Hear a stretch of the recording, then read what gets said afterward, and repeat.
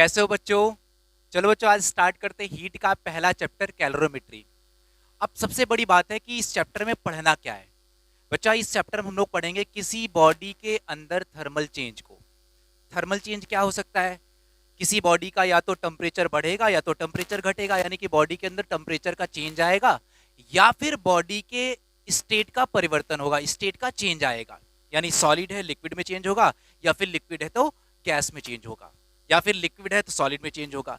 इसका मतलब है कि या तो बॉडी का टेम्परेचर चेंज होगा या तो बॉडी का स्टेट परिवर्तन होगा। यही कहलाता बेटा उसके अंदर थर्मल चेंज, या फिर दोनों हो सकता है। इसका मतलब इस चैप्टर में हमको बॉडी के अंदर केवल थर्मल चेंजेस पढ़ने हैं।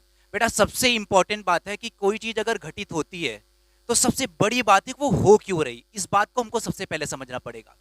तो थर्मल चेंज किसी बॉडी के अंदर आता है केवल और केवल हीट के ट्रांसफर की वजह से। तो अब बात को समझते हैं। यानी किसी बॉडी को अगर हम हीट देंगे तो बॉडी के अंदर क्या आएगा बेटा? Thermal change. और यही हमको पढ़ना है, हमको बॉडी के अंदर थर्मल चेंज को पढ़ना है। अब ये थर्मल चेंज क्या हो सकता है? यानी जब हम बॉडी को हीट सप्लाई करेंगे तो ये थर्मल चेंज किस तरह से हो सकता है? या तो बेटा बॉडी का टेम्परेचर चेंज होगा, या तो बॉडी के स्टेट का परिवर्तन, जिसको आप बोलते हो फेज चेंज, फेज परिवर्तन, या तो बॉडी का फेज चेंज होगा, जिसको आप बोलते हो बेटा स्टेट चेंज होना। ठीक है, अब इसका मतलब समझना हो बेटा। जैसे हमने कहा, मान लो किसी बॉडी को अगर हमने हीट दिया, तो या तो अगर हीट हमने दिया है तो बॉडी का टेम्परेचर या तो बढ़ेगा, अगर बॉडी से हीट निकाली है तो बॉडी का टेम्परेचर घटेगा, या फिर जो हीट हमने सप्लाई की है वो बॉडी के स्टेट को चेंज करेगा। सॉलिड है तो लिक्विड में यानी पिघलना स्टार्ट करेगा, लिक्विड है तो किस में जाएगा बेटा? गैस में परिवर्तन होगा उसका। या फिर दोनों हो सकता है कि हमने हीट सप्लाई की, पहले बॉडी का टेम्परेचर बदला, फिर इसके बाद क्या चेंज हुआ? उसका फेज चेंज हुआ। आपको बेटा केवल और केवल इस चैप्टर में पढ़ना है बॉडी के अंदर थर्मल चेंज को, यानी टेम्परेचर किस तरह से बढ़ रहा है या फिर फेज किस तरह से परिवर्तित हो रहा है। ठीक है, अब इस बात को समझने के लिए बेटा सबसे इंपॉर्टेंट जो चीज हमारे लिए हीट है, जो हीट हम सप्लाई कर रहे हैं, इस बात को समझना है। यानी हम जो हीट सप्लाई कर रहे हैं वो जा कहां पे रहा है? वो टेम्परेचर को चेंज कर रहा है, या फिर स्टेट को चेंज कर रहा है, या फिर दोनों को चेंज कर रहा है। तो अब हम लोग सबसे पहले फैक्टर को पढ़ते हैं कि हमारा जो हीट सप्लाई हुआ है वो बॉडी के टेम्परेचर को चेंज कर रहा है। यानी हम केवल पहले प्रभाव को पढ़ते बेटा कि अगर बॉडी का टेम्परेचर चेंज हुआ तो उस हीट को हम कैसे लिखेंगे। अब इस बात को पढ़ने के लिए बेटा सबसे पहले हमको पढ़ना पड़ेगा specific heat of material, specific heat of material, या फिर स्पेसिफिक हीट ऑफ सब्सटेंस। यानी हमको सबसे पहले जानना होगा बेटा स्पेसिफिक हीट। हेडिंग बनाओ, स्पेसिफिक हीट। स्पेसिफिक हीट जिसको अगर पूरे शब्दों में बोला जाए तो इसको बोलते हैं बेटा ग्राम स्पेसिफिक हीट, शॉर्ट में बोलते हैं बेटा स्पेसिफिक हीट। अभी ग्राम स्पेसिफिक हीट या फिर स्पेसिफिक हीट होता क्या है? 1 ग्राम सब्सटेंस का, सुन लो बेटा, 1 ग्राम यानी per unit mass, 1 gram substance का टेम्परेचर 1 सेंटीग्रेड से बढ़ाने के लिए जो हीट रिक्वायर हो उसको बोलते हैं स्पेसिफिक हीट। डेफिनेशन क्या हो जाएगी? Amount of heat require to increase the temperature of 1 gram substance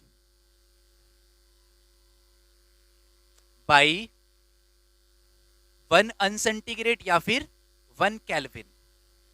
बेटा टेम्परेचर का चेंज चाहे अनसेंटीग्रेड में लो चाहे केल्विन में लो, वैसे हम लोग टेम्परेचर की यूनिट हमेशा किस में रखेंगे? इसके बाद के चैप्टर हमेशा किस में रखेंगे? केल्विन में। लेकिन अगर टेम्परेचर का चेंज आए तो चाहे आप अनसेंटीग्रेड में लिखो चाहे आप केल्विन में चेंज देखो, दोनों बात बराबर आएगी। अब इस बात को समझो बेटा कि स्पेसिफिक हीट, जैसे आपने कहा कि amount of heat require to increase the temperature of 1 gram substance by 1 centigrade, यानी 1 ग्राम सब्सटेंस का टेम्परेचर 1 सेंटीग्रेड से बढ़ाने के लिए जो हीट रिक्वायर हो उसको बोलते हैं स्पेसिफिक हीट।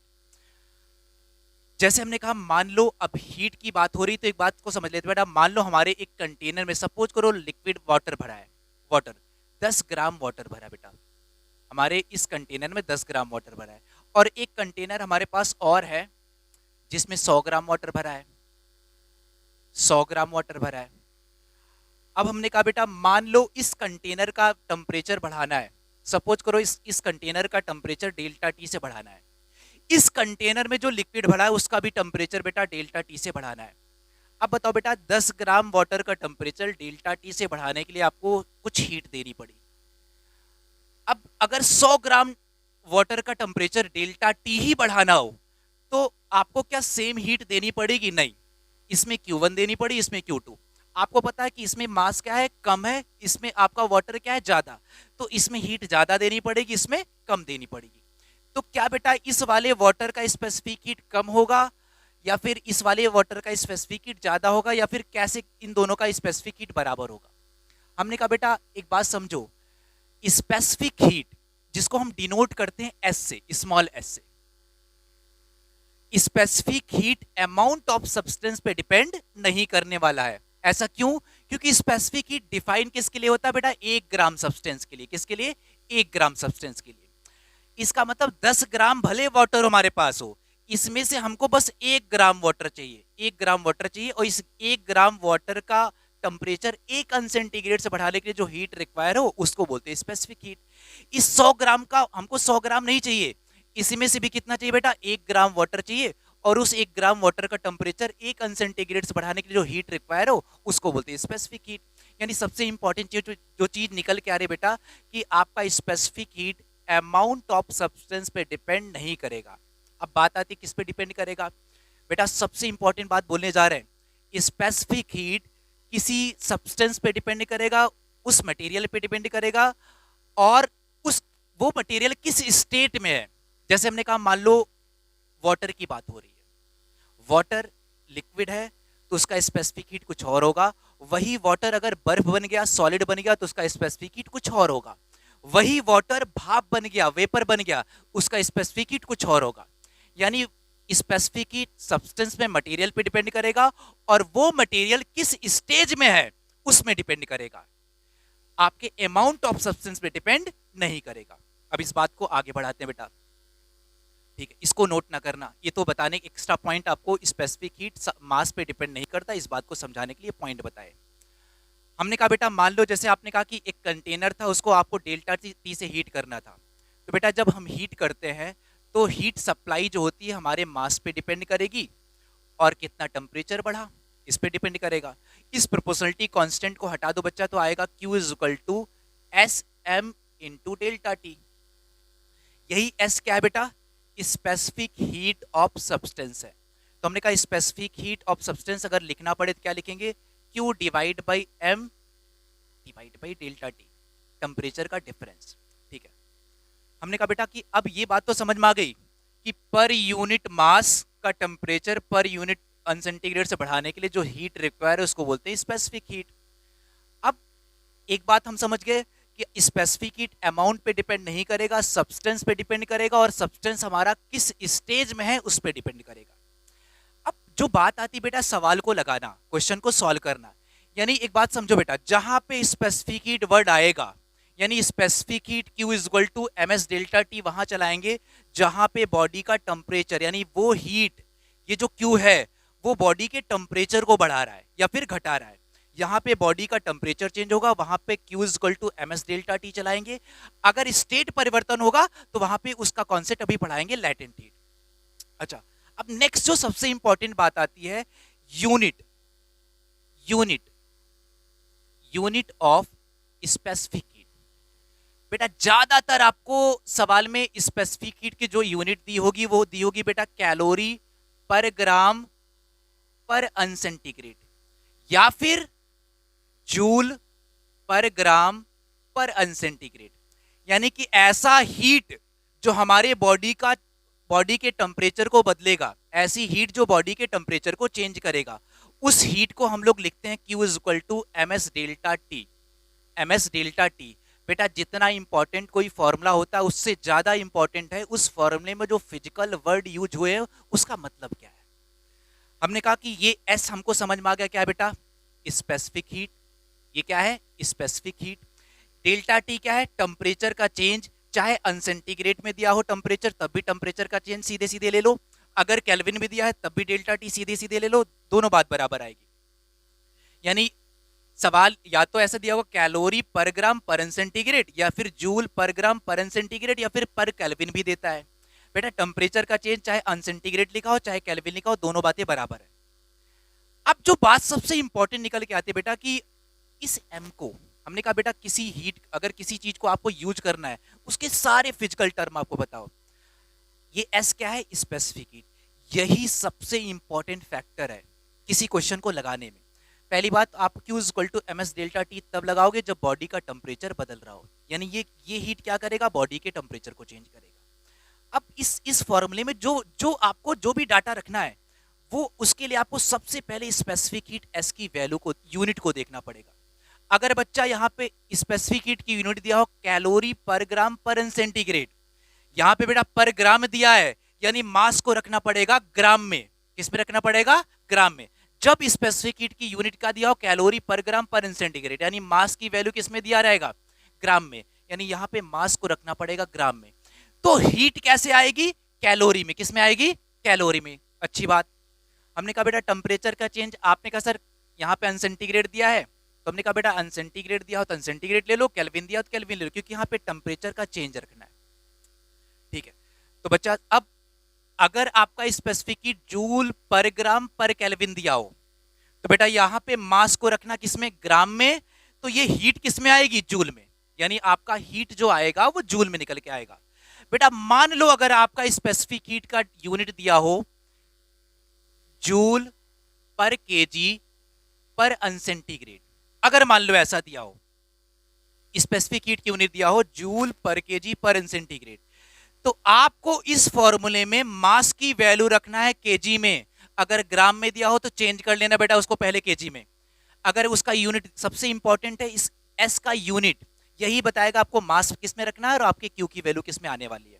तो हमने कहा बच्चा अगर यूनिट दिया है जूल पर केजी पर सेंटीग्रेड, तो मास को रखना है केजी में, और बेटा हीट किस में आएगा, जूल में आएगा। क्या इतनी बातें समझ में आ रही है बेटा? पहले इस पॉइंट को नोट कर लो, इसके बाद आगे का कुछ और फिजिकल टर्म है, सुन लो। कुछ फिजिकल टर्म और आएंगे जो सवाल में बार बार यूज होते हैं, जैसे थर्मल कैपेसिटी, थर्मल कैपेसिटी आपको दिया हो या फिर वाटर इक्विवेलेंट दिया हो, वो भी सवाल में आपको छोटा सा इंफॉर्मेशन है जो आपके कैलकुलेशन को बचाएगा। तो पहले आप बेटा इस पूरे एक एक पॉइंट को नोट कर लो, उसके बाद आते हैं हम लोग थर्मल कैपेसिटी और वाटर इक्विवेलेंट पे। ठीक है, नोट कर लो बेटा। चलो बेटा, इसके पहले का बेटा नोट कर लिया आपने। अब बात आती है बेटा, जैसे हमने कहा कि इस चैप्टर में आपने पढ़ा कि अगर बॉडी का टेम्परेचर चेंज हो रहा हो तो हम हीट को लिखते हैं एम एस डेल्टा टी, और हमारे लिए सबसे इंपॉर्टेंट है एस की यूनिट। अब कुछ फिजिकल वर्ड और यूज करता है जिससे हमको सवाल को, उस सवाल में उसको यूज करना होता है, जैसे थर्मल कैपेसिटी या फिर वाटर इक्विवेलेंट, यानी कुछ एक्स्ट्रा पॉइंट हमको और पढ़ने हैं। सम एक्स्ट्रा पॉइंट, बेटा पहला पॉइंट हमको पढ़ना है thermal capacity.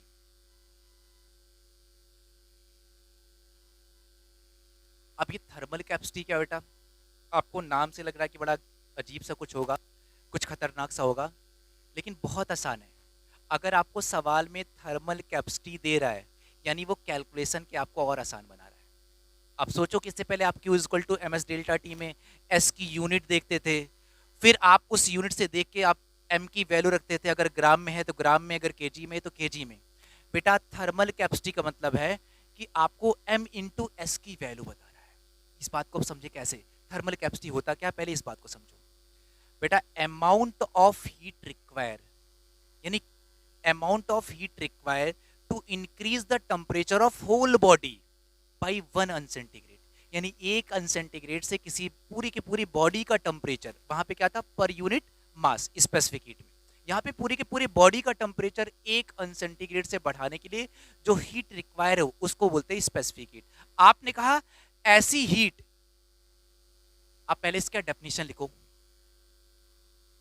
Amount of heat required to increase the temperature of whole body by whole body या सब्सटेंस चलेगा, दोनों बातें क्या, बाई 1 अनसेंटीग्रेड या फिर 1 केल्विन। बेटा टेम्परेचर की चीज हम बता चुके हैं कि चाहे केल्विन में दिया हो टेम्परेचर का चीज, चाहे अनसेंटीग्रेड में दिया हो, दोनों वैल्यू बराबर आएगी। ठीक है, अब इस बात को समझो बेटा। हमने कहा कि थर्मल कैपेसिटी, अभी एक माइंड मैप बना दिए कि थर्मल कैपेसिटी का मतलब आपको m इंटू एस की वैल्यू मल्टीप्लाई करके बता रहा है, यानी आपको सीधे कुछ मास की वैल्यू नहीं खोजना है कि ग्राम में रखें, केजी रखें, किस में रखें, आपको दोनों मल्टीप्लाई करके दे रहा है। ठीक, तो अब इस बात को डेफिनेशन से कैसे लिखा जाए, यानी पर यूनिट टेम्परेचर का चेंज लाने के लिए जितना हीट रिक्वायर हो, तो आपने कहा heat require per unit temperature का चेंज, ऐसे लिखते हो। यही होगा बेटा थर्मल कैपेसिटी, यही होगा आपका क्या, थर्मल कैपेसिटी। अब इसकी वैल्यू कैसे निकालें, आपने कहा सर जब भी टेम्परेचर का चेंज आएगा उस हीट को लिखते हैं Q is equal to M S delta T. याद है हमने कहा डेल्टा टी से डिवाइड कर दो, तो Q divide by delta T is equal to हो जाएगा m into S.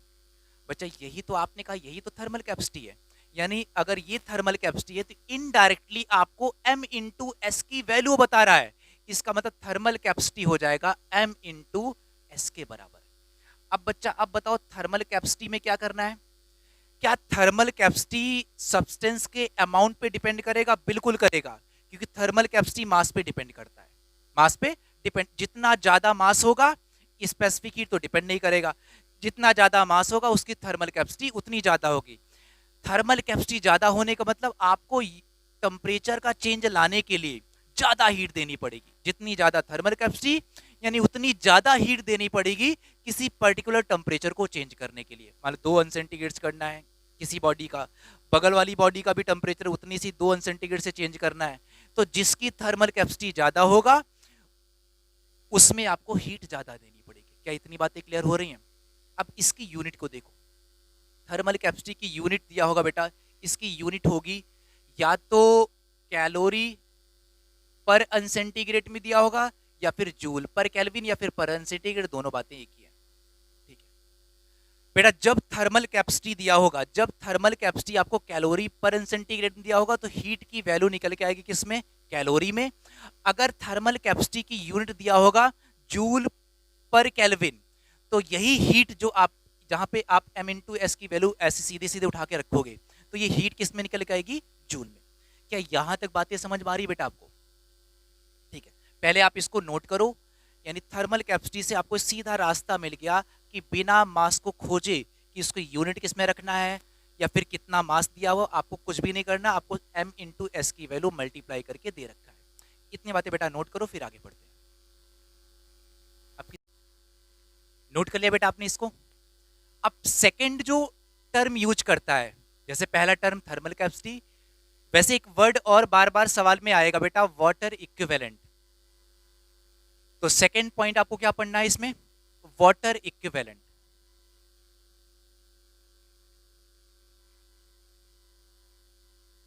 Water equivalent. अब ये वाटर इक्विवेलेंट क्या है? वाटर इक्विवेलेंट क्या बेटा, पहले इसके डेफिनेशन को सुनते हैं। अमाउंट ऑफ वाटर जिसकी हीट कैपेसिटी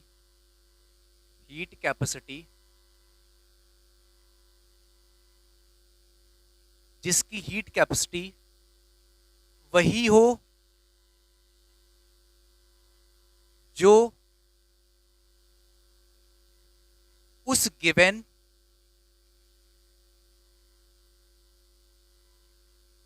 सब्सटेंस का है।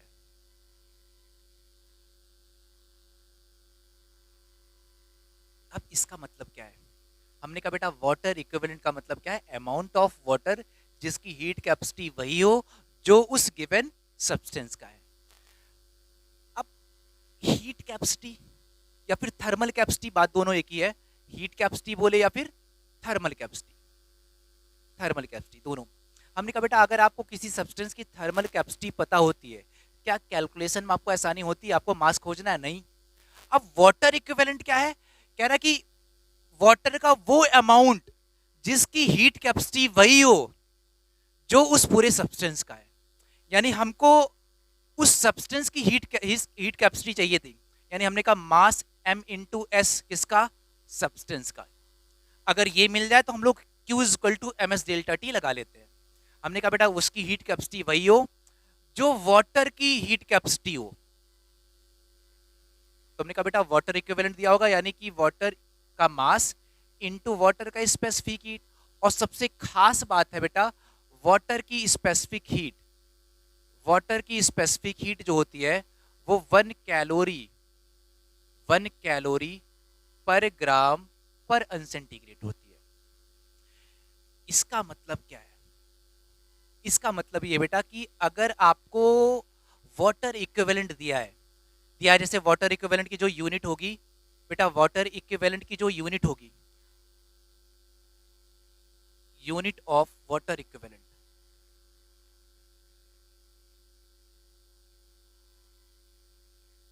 ये होगा या तो ग्राम में, होगा या फिर बेटा केजी में होगा, ज्यादातर ग्राम में आएगा। अच्छा, इसका मतलब हमने कहा बच्चा कि अब अगर आपने पता है आपको स्पेसिफिक हीट वाटर का फिक्स रटा हुआ है 1 कैलोरी पर ग्राम पर सेंटीग्रेड, अगर नहीं याद हो बेटा याद कर लो इसको, ठीक है। अब बेटा अगर आपको दिया है कि 10 gram water equivalent, 10 gram water equivalent है, इसका मतलब उस सब्सटेंस का थर्मल कैपेसिटी उतना ही है जितना 10 ग्राम वाटर का है। तो आपने कहा 10 ग्राम वाटर का थर्मल कैपेसिटी होगा 10 ग्राम, यानी 10 इंटू स्पेसिफिक हीट होगा कितना, 1 कैलोरी पर ग्राम पर सेंटीग्रेड, यानी 10 इंटू 1 तो हो जाएगा 10 कैलोरी पर अनसेंटीग्रेड, यानी इनडायरेक्टली आपको m इंटू एस की वैल्यू बता रहा है उस सब्सटेंस का। और जब भी आपको हीट लिखना हो, यानी उस सब्सटेंस का अगर टेम्परेचर चेंज हो रहा है, क्यों लिखोगे m into S into delta T, ये उस सब्सटेंस का रखना था। तो आपने कहा सर अगर वाटर इक्विवेलेंट दिया है तो m इंटू एस की वैल्यू सब्सटेंस के लिए वही होगी जो वाटर इक्विवेलेंट का होगा उस mw ग्राम का। क्या इतनी बातें क्लियर हो रही है? यानी वाटर इक्विवेलेंट बता के भी आपको m इंटू एस की वैल्यू इनडायरेक्टली वो बता रहा है। बेटा पहले इसको नोट करो फिर इससे सवाल कराते हैं और, ठीक है बच्चा आपने नोट कर लिया इसको। अब बात आती बेटा कि कुछ इंपॉर्टेंट चीजें हैं, जैसे वाटर के केस में अगर वाटर आपका लिक्विड स्टेट में है, वाटर आपका है, या फिर अगर वो बर्फ बन गया, सॉलिड बन गया या फिर वेपर बन गया, तो उसका स्पेसिफिक हीट आपको याद होना चाहिए। तो हमने कहा बेटा हमने लिखा specific heat of specific heat S की वैल्यू। अब सुनना, तीन चीजें बेटा हमको याद हो, स्पेसिफिक हीट आइस का क्या होगा, स्पेसिफिक हीट वाटर लिक्विड का क्या होगा, और स्पेसिफिक हीट स्ट्रीम का या फिर वेपर का। वेपर का क्या होगा, स्टीम या वेपर का क्या होगा। तो स्पेसिफिक हीट आइस का होता है बेटा 0.5, याद रहेगा 0.5 कैलोरी पर ग्राम और पर सेंटीग्रेड। स्पेसिफिक हीट वाटर का लिक्विड स्टेट में कितना रहेगा बेटा, 1 कैलोरी पर ग्राम पर सेंटीग्रेड। स्पेसिफिक हीट स्टीम का क्या होगा, वेपर का क्या होगा, 0.48 कैलोरी पर ग्राम पर सेंटीग्रेड। कैलकुलेशन में बचने के लिए बेटा क्या करना, इसको 0.5 कर देना, कोई दिक्कत नहीं आएगी। थोड़ा बहुत मतलब कैलकुलेशन में डिफरेंस आएगा। कहीं भी अगर स्टीम, अगर भाप बन गया और हीट और दी जा रही है, भाप का टेम्परेचर बढ़ता जा रहा है, यानी अगर वेपर का टेम्परेचर चेंज हो रहा है तो उस टाइम जब वेपर का स्पेसिफिक हीट रखना पड़ेगा तो एक्चुअल होता है 0.48 कैलोरी पर ग्राम पर सेंटीग्रेड। तो आप इसको 0.5 लेके भी सॉल्व कर लेना, लगभग आंसर वही आएगा। क्या इतनी बातें आपको समझ में आ रही हैं? तो बेटा ये पॉइंट आप एक्स्ट्रा में नोट कर लो, और इसको याद भी कर लो, ये आपको याद होना चाहिए। हो सकता है सवाल में गिवन हो और नहीं भी दिया होगा तो आपको इसकी वैल्यू याद हो। बच्चा जब स्पेसिफिक हीट आइस का दिया होगा 0.5 कैलोरी पर ग्राम पर सेंटीग्रेड, तो जब इसकी value Q equal to M S delta T में रखेंगे, यानी जब आइस का टेम्परेचर बढ़ रहा होगा या फिर घट रहा होगा, उस टाइम जो हीट आएगी वो किस में आएगी? कैलोरी। जब आप यहाँ पे हर जगह क्या बेटा आपको स्पेसिफिक हीट दिया कैलोरी पर ग्राम पर सेंटीग्रेड, यानी इसको रखने के बाद हीट जो आएगी कैलोरी में आएगी। क्या इतनी बातें समझ में आ रही हैं? मास किस में रखना है बेटा? हर जगह ग्राम में, तो मास को किस में रखना है? ग्राम में। क्या इतनी बातें क्लियर हैं? अगर बच्चा आपको वाटर इक्विवेलेंट केजी में दिया हो कि 0.5 केजी वाटर इक्विवेलेंट, तो बेटा जब आप वाटर इक्विवेलेंट यानी वाटर का स्पेसिफिक हीट लगाओगे, थर्मल कैपेसिटी उस सब्सटेंस का रखना पड़ेगा, तो वाटर का मास इनटू वाटर का स्पेसिफिक हीट। आपको पता है इसकी वैल्यू हम रखेंगे 1, किस में आएगा? कैलोरी पर केल्विन में आएगा या फिर पर सेंटीग्रेड में आएगा। तो आप ये क्या है, आपने स्पेसिफिक हीट कितना रखा है? 1, तो पर ग्राम में रखा है ना, और जबकि दिया था किसमें? वाटर इक्विवेलेंट केजी में। तो अगर दिया बेटा 0.5 केजी, तो उसको पहले चेंज कर लेना किसमें? ग्राम में। क्या इतनी बातें क्लियर हैं? ठीक है, तो आप पहले इस डाटा को बेटा याद कर लो, नोट कर लो पहले, उसके बाद याद कर लो। स्पेसिफिक हीट आइस का होगा 0.5, वाटर का होगा 1, किसमें? कैलोरी पर ग्राम पर सेंटीग्रेड, और स्टीम का या फिर भाप का, वेपर का 0.48 कैलोरी पर ग्राम पर सेंटीग्रेड। बेटा नोट कर लो इसको। पहले आप वीडियो को बेटा रोक के इस सवाल को पूरा नोट कर लो। दिया है find the amount of heat require to increase the temperature of a metal rod of mass 0.2 kg from 20 अनसेंटीग्रेड टू 30 अनसेंटीग्रेड। कह रहा बच्चा कि एक मेटल रॉड का टेम्परेचर 20 अनसेंटीग्रेड से 30 अनसेंटीग्रेड तक बढ़ाने के लिए कितनी हीट रिक्वायर होगी। गिवन आप कितना बेटा? Specific heat of metal, specific heat of metal दिया है 50 जूल पर ग्राम पर सेंटीग्रेड। बच्चा जब भी टेम्परेचर का चेंज आएगा, यानी ऐसा थर्मल चेंज जिसमें टेम्परेचर बदल रहा हो, तो वहां पे हीट की वैल्यू को रखते हैं एम एस डेल्टा टी। तो पहले तो आप इस सवाल को बेटा नोट करो, रोक के वीडियो को, उसके बाद आगे बढ़ते हैं। ठीक है, अब समझते हैं बेटा। आप वीडियो को बेटा पहले रोक के आप इसको नोट कर लो, हम सोल्यूशन करने जा रहे हैं। ठीक है, अब इसको समझते हैं बेटा क्या कह रहा है। कह रहा है अमाउंट ऑफ हीट रिक्वायर, यानी कितनी हीट रिक्वायर होगी एक मेटल रॉड जिसका मास है 0.2 kg, जिसका टेम्परेचर 20 से 30 पहुंचाना है आपको। तो आपने कहा जब भी सब्सटेंस का टेम्परेचर बदलेगा हीट की वजह से, तो उस हीट को लिखेंगे Q is equal to M S delta T. Simple. अच्छा, अब बात आती है, हमने कहा बेटा इस फॉर्मूले में सबसे इंपॉर्टेंट है एस की यूनिट। आपने कहा सर जूल पर ग्राम पर सेंटीग्रेड, तो आपने कहा सर यहाँ पे स्पेसिफिक हीट में ग्राम लिखा है, तो यहाँ पे मास की वैल्यू किसमें गिवन बेटा? मास गिवन है 0.2 kg। आप देखो यहाँ पे मास किसमें गिवन है? केजी में। तो हमने कहा बेटा अगर स्पेसिफिक हीट में यहाँ पे पर ग्राम दिया हो तो मास किसमें रखना पड़ेगा? ग्राम में। तो आप इसको चेंज कर लो बेटा, 0.2 इंटू 10 की पावर 3 ग्राम हो गया, चेंज हो गया। ठीक है, अब बच्चा बताओ कि आंसर आपका आएगा किसमें? हमने कहा बेटा यहाँ पे हीट की वैल्यू आएगी जूल में। अगर यहाँ कैलोरी होता तो आंसर आता कैलोरी में। तो हमने कहा सिंपल सिंपल सवाल था, आपने स्पेसिफिक हीट देखा, यहाँ पे पर ग्राम दिखा, तो आपने मास को चेंज कर लिया ग्राम में। तो हमने कहा बेटा मास कितना? आपने कहा 0.2 इंटू 10 की पावर 3 इंटू स्पेसिफिक हीट कितना बेटा? 50। टेम्परेचर का चेंज डेल्टा टी कितना बेटा? Final temperature minus initial temperature, यानी 30 माइनस 20। हमने कहा टेम्परेचर यहाँ पे हमने अनसेंटीग्रेड में था, केल्विन में चेंज नहीं किया, क्योंकि टेम्परेचर का चेंज चाहे केल्विन में देखो चाहे अनसेंटीग्रेड में बराबर आएगा। तो आपने सिंपल सिंपल इसको उतार दिया बेटा, 0.2 इंटू 10 की पावर 3 इंटू 50 इंटू कितना? 30 माइनस 20 कितना आएगा बेटा? 10। अच्छा 10 जब 0.2 से मल्टीप्लाई होगा कितना बनेगा? 2 बन जाएगा। और 2 इंटू बेटा 50 कितना होगा? 100।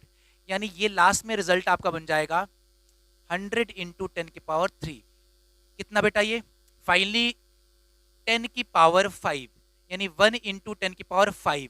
आंसर किस में आएगा? हीट की वैल्यू आएगी जूल में। क्या यहां तक बातें समझ में आ रही बेटा? एकदम सिंपल सवाल आएगा कैलोरीमेट्री में, एकदम सिंपल सवाल। आप बस स्पेसिफिक हीट को ढंग से यूज कर पाओ, स्पेसिफिक हीट हमने देखा यहाँ पे ग्राम में दिया है, जबकि मास किस में दिया है, केजी में। तो पहले मैंने मास को ग्राम में चेंज किया। अब यहाँ पे हमने देखा जूल लिखा है, यानी जो हीट आएगा उसका आंसर किस में आएगा, जूल में। अब अगर आपके ऑप्शन में जूल में ना दिया हो, कैलोरी में दिया हो, तो आपको एक एक चीज पता होगा, जूल को कैलोरी में चेंज करना या फिर कैलोरी को जूल में चेंज करना। 1 कैलोरी इज इक्वल टू कितना होगा बेटा, कितना होगा, 4.18 जूल। इतना तो पता होगा। क्या बेटा ये सवाल आपको समझ में आया? नोट कर लो और पहले के पॉइंट को देख लो, कहीं कैलकुलेशन मिस्टेक तो नहीं हुई है। बच्चों अगला सवाल आ गया, आप पहले सवाल को नोट करो। आप सवाल को साथ साथ मेरे हम आप सवाल को बोल रहे बेटा, आप नोट करो। कह रहा है a metal ball specific heat 1 calorie पर ग्राम पर एन सेंटीग्रेड, यानी उस मेटल बॉल का स्पेसिफिक हीट आपको गिवन है। अब मेटल बॉल स्पेसिफिक हीट इतना है बेटा, 0.1 है, ऑफ 0.1 केजी, यानी मेटल का मास कितना दिया है, 1 KG, 0.1 KG, falls from a height 40 metre, 40 metre on ground. कह रहा एक 0.1 केजी का मेटल बॉल है जिसका स्पेसिफिक हीट बेटा 0.1 कैलोरी पर ग्राम पर सेंटीग्रेड है, 40 मीटर हाइट से ग्राउंड पे, जमीन पे गिरता है। If 20% of loss of potential energy, कह रहा अगर 20% पोटेंशियल एनर्जी का loss convert into heat and is absorb by the ball, find rise in temperature of ball. कह रहा बेटा कि अगर 0.1 केजी का बॉल 40 मीटर ऊपर से गिराया जाए, जिसका स्पेसिफिक हीट आपको गिवन है, कह रहा जब नीचे गिरेगा तो जो पोटेंशियल एनर्जी का लॉस आएगा, पोटेंशियल एनर्जी का जो चेंज आएगा, उसका केवल 20% हीट के रूप में वो एब्जॉर्ब कर लेता है। और उस हीट की वजह से कितना उस बॉल का टेम्परेचर बदलेगा। क्या इतनी बातें आपको क्लियर हो रही हैं? पहले तो ये बताओ कि जो आपको हीट गिवन है कि नहीं गिवन है, आपको क्या निकालना है, आपको निकालना टेम्परेचर कितना चेंज कर जाएगा, यानी डेल्टा टी। आपको बेटा डेल्टा टी, पहले तो आप इस सवाल इस पॉइंट पर अंडरलाइन करो, आपको फाइंड आउट क्या करना है। अब क्वेश्चन में देखो बेटा कि आपने कहा कि सर जब भी टेम्परेचर का चेंज होगा उस टाइम हम लोग फॉर्मूला चलाएंगे, उस टाइम हम लोग फॉर्मूला चलाते हैं Q is equal to MS delta T. एकदम सिंपल। आपने कहा सर यहाँ पे मास गिवन है, स्पेसिफिक हीट गिवन है, डेल्टा टी निकालना है, लेकिन ये Q कैसे हम निकालें? तो हमने कहा बेटा अब इसके लिए हमको करना है साइड कैलकुलेशन। क्या करना है? Side calculation. अब साइड कैलकुलेशन के लिए बेटा Q कैसे होगा? आपने कहा सर Q जो है वो जो हीट है, कह रहा if 20% of loss of potential energy, यानी पोटेंशियल एनर्जी में जो लॉस आया उसका केवल 20% हीट के रूप में एब्जॉर्ब हो रहा है, यानी हीट के रूप में कन्वर्ट हो रहा है। तो हमने कहा इसका मतलब है कि जो चेंज इन पोटेंशियल एनर्जी आएगा उसका 20%, यानी डेल्टा यू का 20%। 20% मतलब बेटा हमने सिखाया था आपको परसेंट निकालने का तरीका, 20% मतलब 20 डिवाइड बाई 100। आपको ये हीट की वैल्यू की वैल्यू। बच्चा बताओ डेल्टा यू कितना होगा? हमको पता है कि अगर कोई बॉडी बेटा 40 मीटर ऊपर से गिराई जाए, 40 मीटर ऊपर से गिराई जाए, तो बच्चा बताओ यहाँ पे पोटेंशियल का लॉस, पोटेंशियल एनर्जी का लॉस कितना होगा? आपको पता है mgh, कितना? mgh। तो ये Q हो जाएगा बच्चा आपका, Q इज इक्वल टू हो जाएगा mg इंटू h, इंटू कितना? आप एक जीरो काट दिए, यहाँ पे 2/10 बचा। मास कितना दिया है बेटा? 0.1। मास कितना दिया है? 0.1। ठीक। अच्छा ये G की वैल्यू कितनी होती है? अप्रॉक्स 10। H की वैल्यू कितना दिया बेटा? 40। इंटू कितना करना है? 2/10। देखो 10 से 10 कट गया। अब बच्चा बताओ कि यहाँ पे क्या होगा? 0.1 इंटू 40 कितना होगा? 4। और 2 से मल्टीप्लाई होगा कितना आएगा? 4 इंटू 2 कितना बेटा? 8 जूल। कितना बना? 8 जूल। यानी अगर वो 40 मीटर हाइट से नीचे गिरेगा और उसका 20% निकालेंगे, कितना निकलेगा? 8 जूल। कह रहा है यही 20% जो एनर्जी है, पोटेंशियल एनर्जी का जो लॉस आया, यही हीट उस बॉडी का टेम्परेचर बदल रहा है। तो हमने कहा इसका मतलब ये जो आपने Q निकाला है, इसी Q की वैल्यू उठा के यहाँ पे हम रख देंगे। तो बच्चा हमने यहाँ पे कितना रखना पड़ेगा? 8 जूल। कितना रखना पड़ेगा? जूल। और ध्यान से समझो बेटा, यहाँ पे आपको स्पेसिफिक हीट दिया है कैलोरी में। किसमें दिया है? कैलोरी में। तो हम इसको किस में कन्वर्ट कर लेंगे? या तो इसको जूल में कर लो, या तो यहाँ पे हीट की वैल्यू जो जूल में आप निकालो इसको कैलोरी में कर लो। हमने कहा स्पेसिफिक हीट को हम कैलोरी में कन्वर्ट कर लेंगे, ज्यादा आसान है। तो हमने कहा बच्चा मास अब यहाँ पे किस में रखे, आपने कहा सर यहाँ तो केजी में रख दिए। बेटा यहाँ पे एनर्जी निकाल रहे थे, पोटेंशियल एनर्जी, यहाँ पे कुछ आपने इस डेल्टा यू को रखा है, डेल्टा यू की वैल्यू में मास, आप सब एसआई यूनिट लेते हो तब जाके एसआई यूनिट जूल में आया। हमने कहा बच्चा इस वाले कॉन्सेप्ट में जब हीट की वैल्यू रखना होता है एम एस डेल्टा टी, जहां पे स्पेसिफिक हीट को मल्टीप्लाई करना एम से, वहां पे देखना होता है। अब हमने कहा बेटा इस एम की वैल्यू को हम किस में रखें, तो आपने कहा सर यहाँ तो 1 kg दिया है मास। हमने कहा लेकिन हम 1 kg नहीं रखेंगे क्योंकि स्पेसिफिक हीट के साथ मल्टीप्लाई करना है, यहाँ पे स्पेसिफिक हीट किस में दिया बेटा, ग्राम में। तो हमने कहा इसको हम ग्राम में रखेंगे, 0.1 इंटू 10⁻³ ग्राम में हो गया। स्पेसिफिक हीट दिया कैलोरी में, तो कैलोरी की जगह कितना करना है बेटा, जूल। तो 1 calorie is equal to 4.18 joule. तो इसको हमने जूल में कन्वर्ट किया, वो आएगा, पहले तो दिया स्पेसिफिक हीट की वैल्यू 0.1 इंटू 4.18, कैलोरी की जगह अपने आप आ गया क्या बेटा, जूल, ये बन गया। और डेल्टा टी हमसे पूछा है, क्या ये कैलकुलेशन बच्चा आपसे हो जाएगा? देखो जो कटे काट दो बेटा, delta T is equal to बनेगा 8 डिवाइड बाई, यहाँ पे आप देखो 0.1, तो यहाँ पे 3 पावर है, एक पावर यहाँ पे कंपनसेट कर दो, एक पावर यहाँ एडजस्ट कर दो, तो बन जाएगा बेटा कितना, चलो लगाते 0.1 इंटू 0.1 इंटू 10⁻³ इंटू बेटा 4.18। देखो यहाँ पे 0.1 है, तो यहाँ पे हमने 2 पावर हटा दिया। अच्छा ये बनेगा कितना बेटा, ये बन गया 1 इंटू 1, यहाँ पे 10 हो गया। 10 को अब हमने यहाँ पे मल्टीप्लाई कर दिया, अप्रॉक्स देखो 8 डिवाइड बाई बनेगा आपका 41.8। बच्चा ये क्या कैलकुलेट कर पाओगे आप? हमने कहा कैलकुलेट करने जाएंगे तो अप्रॉक्स ही वैल्यू आएगी, अप्रॉक्स लगभग लगभग आएगा बेटा 1.9 के आसपास, सॉरी 0.19 के आसपास, अप्रॉक्स 0.2 आएगा, अप्रॉक्स बेटा 0.2 आएगा, ठीक है। अच्छा ये टेम्परेचर का चेंज किस में आएगा, आप किसी में ले लो, चाहे अनसेंटीग्रेड में लो चाहे केल्विन में, यहाँ पर अनसेंटीग्रेड दिया तो हमने अनसेंटीग्रेड में रख दिया। क्या इतनी बातें आपको क्लियर हुई हैं? बेटा इस सवाल को फिर से देखो और एक एक पॉइंट को फिर से आप एक एक पॉइंट को देखो। हमने कहा बेटा यहाँ पे बॉल 40 मीटर हाइट से गिरा तो पोटेंशियल डेल्टा यू की वैल्यू जो आई mg/s से निकाला हमने। अब उसका 20% लेना था तो हमने कहा 20 डिवाइड बाई 100 कर दिया, सारी वैल्यू कैलकुलेट करके बेटा 8 जूल आई। कह रहा उतनी हीट जो है इसके टेम्परेचर को कितना चेंज कर पाएगा। अब जब यहाँ पे मास की वैल्यू रखनी पड़ी तो स्पेसिफिक हीट को देख के रखेंगे, ग्राम दिया है तो यहाँ पे मास की वैल्यू ग्राम में रखा, और बेटा बाद में इसको कैलकुलेट करके हम डेल्टा टी की वैल्यू निकाल लिए। एक बार बेटा कैलकुलेशन को ध्यान से देख लेना, कहीं अगर मिस्टेक हो गलती हो तो आप उसको सही कर लेना, ठीक है? बनाओ बेटा। बेटा आज मेरा पहला लेक्चर रहा ऑनलाइन पे, मैंने पहली बार ऑनलाइन पढ़ाया आपको, तो हो सकता है कुछ अभी बेसिक दिक्कत आई होगी कन्वर्सेशन में या फिर ट्यूनिंग बैठाने में, लेकिन हाँ नेक्स्ट वीडियो लेक्चर से आपको ढंग से मिलेगा। और कल के लेक्चर बेटा हम लोग पढ़ेंगे लैटेंट हीट और ग्राफ और मोलर स्पेसिफिक हीट। आपको कल मिक्स सवाल कराए जाएंगे, स्पेसिफिक हीट और लैटेंट हीट, यानी जो हीट गई वो टेम्परेचर भी चेंज की और फेज भी चेंज की। आज हमने केवल बॉडी के टेम्परेचर का चेंज समझा है, यानी वो हीट जो बॉडी के टेम्परेचर को चेंज कर रहा है। अभी आज हमने कहीं भी थर्मल कैपेसिटी वर्ड नहीं यूज किया, वाटर इक्विवेलेंट वर्ड यूज नहीं किया है।